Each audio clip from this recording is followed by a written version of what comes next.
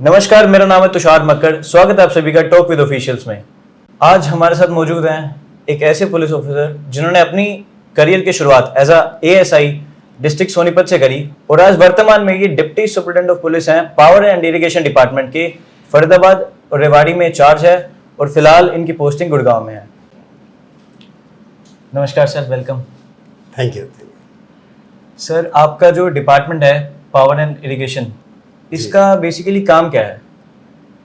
इसका काम मुख्य है कि बिजली में चोरी की वारदात है और पानी में जो पानी चोरी की वारदात होती है उसको रोकना, उनके खिलाफ कानूनी कार्रवाई करना और जो प्रस्तावित जुर्माना राशि डिपार्टमेंट तय करता है अगर वो भर दे ठीक है, नहीं तो उसको अरेस्ट भी करते हैं और अदालत तक पहुंचाना, ये हमारा कार्य है।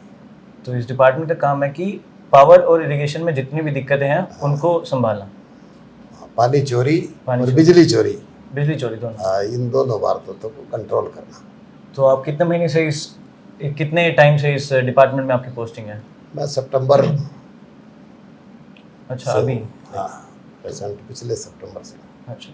तो फिलहाल जिस आप डिपार्टमेंट में हैं पढ़े, उसके अंदर कैसे एक प्रोसीजर को करा जाता है? क्योंकि इस डिपार्टमेंट के अंदर जो भी कार्रवाई होती है काफ़ी लोगों को पता नहीं है। जैसे आपके पास कंप्लेंट आई या फिर आप किस हिसाब से आप उनको कार्रवाई करते हैं, पूरा प्रोसीजर क्या चीज़ है इस डिपार्टमेंट में?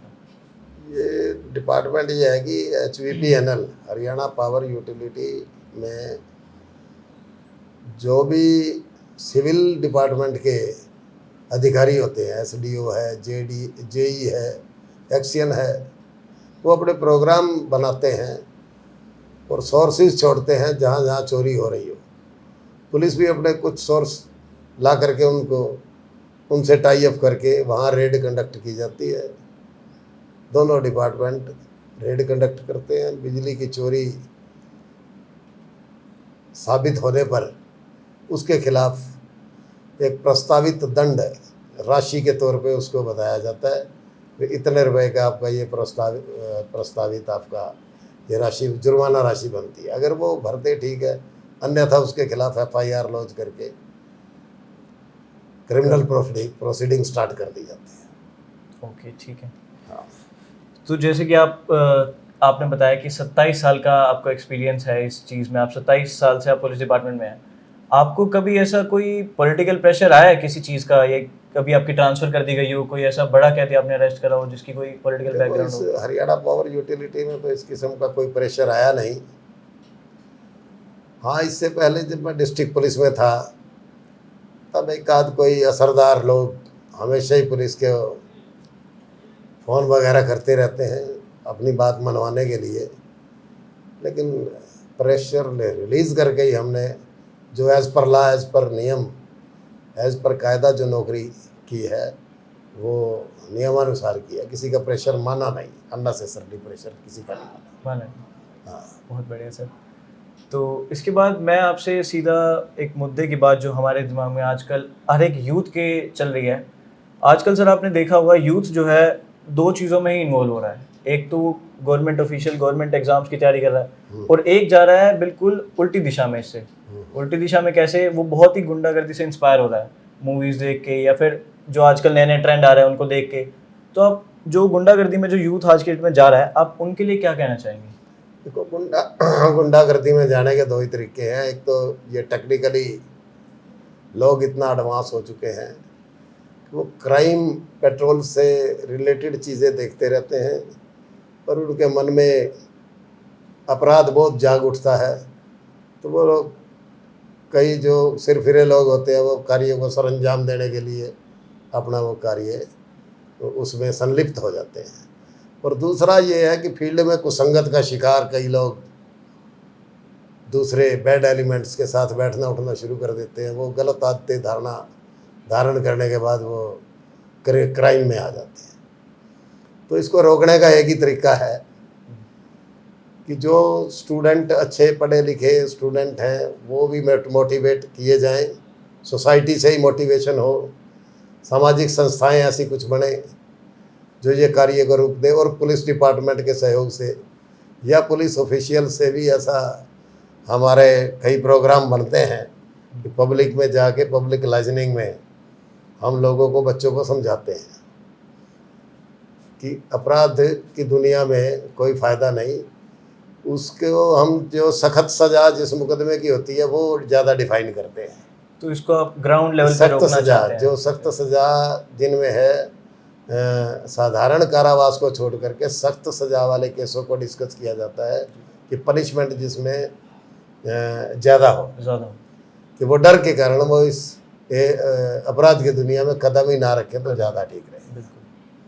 बाकी कई सफ़ेदपोश अपराध चले हुए हैं, तस्करी है, नशा का शिकार लोग हो जाते हैं, तो उसके लिए भी हमारा पुलिस डिपार्टमेंट कई संस्था, सामाजिक संस्थाओं से मिल करके कार्य कर रहा है ताकि वो नशे की तरफ ना जा करके अपने मूल धारणा में, मूल आम जन में मतलब अपना जीवन बसर करे और अपनी तरक्की करे। जी।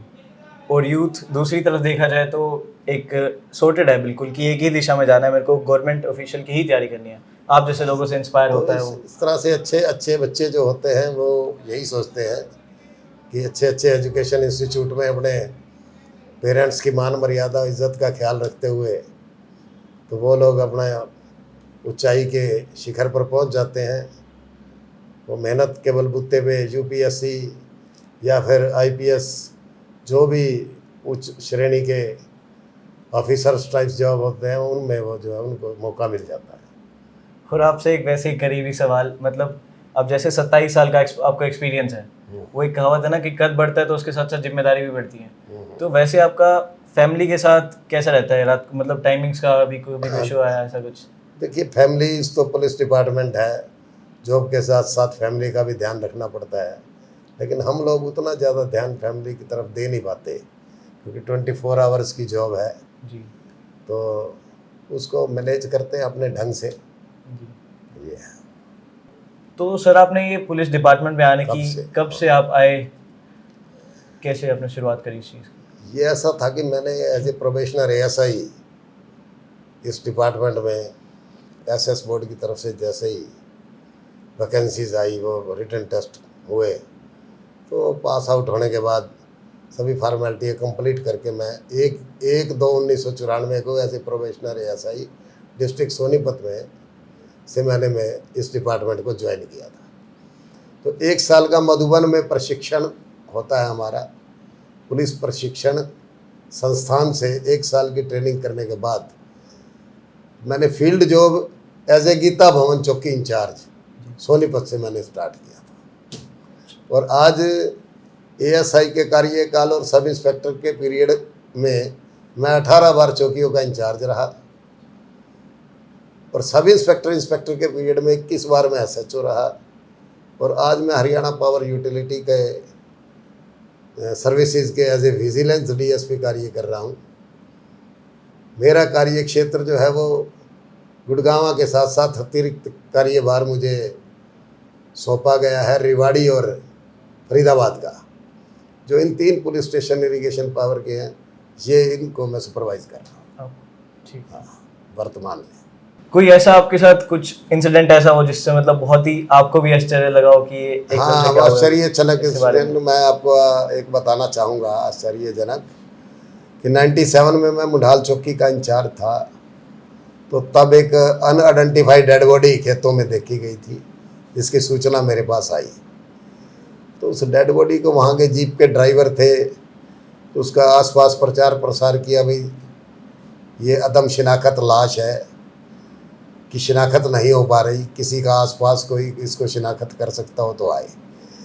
तो महम थाना इलाका में निदाना गांव पड़ता है, वहाँ से लोग आए। उनका घरेलू कोई लड़का नौजवान गायब था, तो उसकी 364 आईपीसी की एफआईआर थाना महम के अंदर दर्ज थी। तो उन्होंने आके उसको शिनाख्त कर लिया। शिनाख्त करने के बाद उस डेड बॉडी का महम के थाने की पुलिस ने टेक ओवर करके उसका पोस्टमार्टम करवा करके बारिशों के हवाले कर दी। तो पता चला कि 6-7 दिन बाद जब उसका दाह संस्कार भी हो गया, वो लड़का जिंदा अपने घर वापस आ गया। तो आश्चर्यजनक तो है ये कि जिसकी शिनाख्त करके उसके परिवार वालों ने, घर वालों ने उसका अंतिम संस्कार भी कर दिया हो और वो आदमी जिंदा घर वापस आ जाए, ये बड़ा आश्चर्यजनक जो मैं आपको बताना चाह रहा था। तो बाद में उससे पूछा गया, जब वो घर आया तो सभी लोग बैठे थे, शोक मना रहे थे।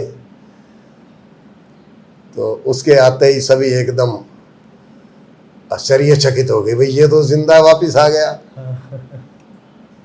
इसका अंतिम संस्कार भी हो चुका है। तो उससे पूछा गया कहाँ थे, तब उसने परिवार वालों की अपनी कहानी से संतुष्ट किया, तो वो मुकदमा कैंसिल हो गया, जो महम में मजिस्ट्रेट साहब के सामने उसने बयान दिए कि मैं ऐसे ऐसे हरिद्वार वगैरह ऐसे तीर्थ स्थानों पे घर से तंग आकर के चला गया था और मुझे मरा हुआ समझ के मेरे परिवार वालों ने अंतिम संस्कार किसी और डेड बॉडी का कर दिया। तो उस डेड बॉडी के बारे में पता किया गया, भाई ये कौन था, तो उसका 302, 201 आईपीसी में दोबारा फिर भिवानी डिस्ट्रिक्ट में मुठान में पर्चा दर्ज किया गया। तो एफआईआर दर्ज होने के बाद फिर 11 साल बाद उस डेड बॉडी का कत्ल करने वाला कातिल जो है वो मिला। रोहतक पुलिस ने उस केस को ट्रेस किया। तब आप उस इंचार्ज थे उस चीज़ के? तब मैं डिस्ट्रिक्ट रोहतक में पोस्टेड था। अच्छा। तो सर आपकी सर्विस के दौरान काफ़ी बड़े बड़े केसेस आए होंगे, मर्डर्स के भी आए होंगे या कुछ इसमें? हाँ, मर्डर भी आए। जब मैं तो पहली बार एसएचओ लगा था बड़ागुड़ा का, तो सिरसा डिस्ट्रिक्ट के अंदर बड़ागुड़ा पड़ता है, तो वहाँ गांव है एक पंजवाना। तो दिल्ली वाला बाबा हत्याकांड के नाम से एक बहुचर्चित केस उसमें पेंडिंग इन्वेस्टिगेशन थी, जिसकी तफ्तीश मैंने वहाँ एसएचओ लगते ही मेरे उसमें ली तहवील में, और तफ्तीश करते हुए मैंने उस मुकदमे को ट्रेस आउट किया, जो कि काफ़ी अरसा से पुराना केस ब्लाइंड मर्डर था। और दूसरे ही बाबा, क्यों वहाँ एक बाबे का जिसका कत्ल हुआ था, तो 2 बाबे वहाँ, एक ढिंगड़ पीर नाम से और एक पंजू पीर नाम से 2 मज़ारें होती थी। जो कत्ल हुआ था वो ढिंगड़ पीर वाले बाबा का हुआ था, लेकिन मेरी तफ्तीश में पंजू पीर वाले बाबा जो है उसमें दोषी निकला। अच्छा।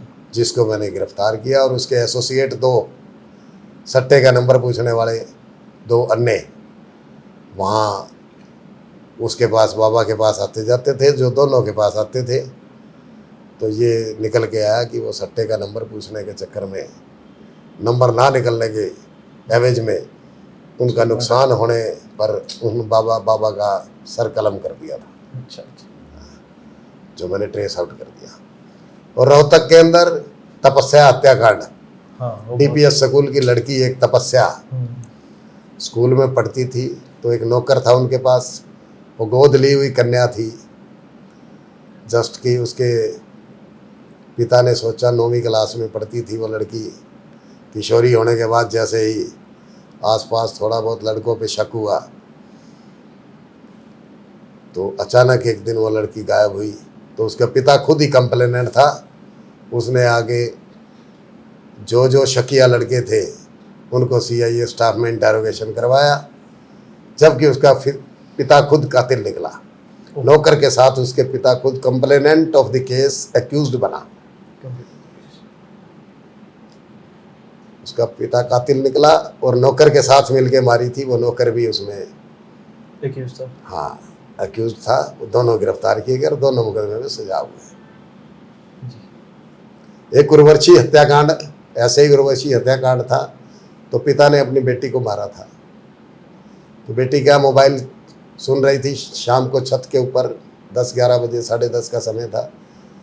तो पिता ने शराब पी रखी थी, अचानक ऊपर जा कर के देखा कि लड़की क्या कर रही है, तो फ़ोन पे आग बबूला होकर उसने लड़की को थप्पड़ मारा और गुस्से में उसकी लड़की का उसी की बेल्ट उतार के गला भींच के मार दी।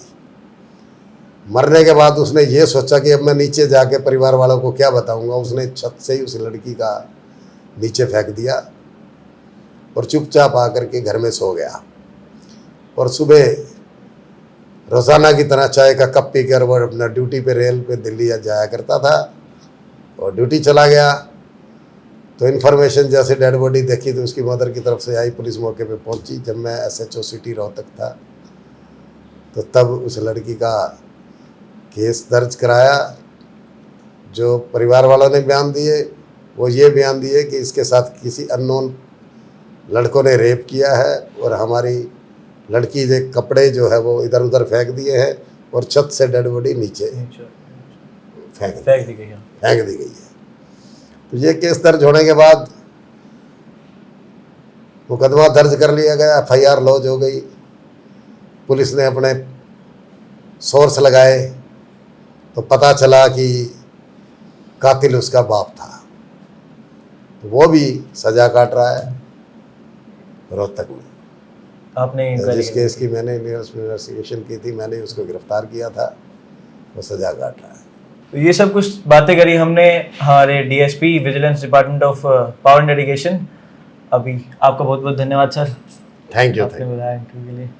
Thank you so much. धन्यवाद, आपके चैनल से आपने मुझे मौका दिया और मेरे साथ इंटरेक्शन हुए और काफ़ी कुछ मेरे बारे में पूछा, मेरी सर्विस पीरियड के बारे में पूछा और अन्य भी कार्य सर्विस से अलग भी जो सामाजिक कार्य हमने किए उसकी चर्चा की, सुनी और अपने दर्शकों को आगे आप सुनाओगे, इसके लिए आपका धन्यवाद। धन्यवाद सर।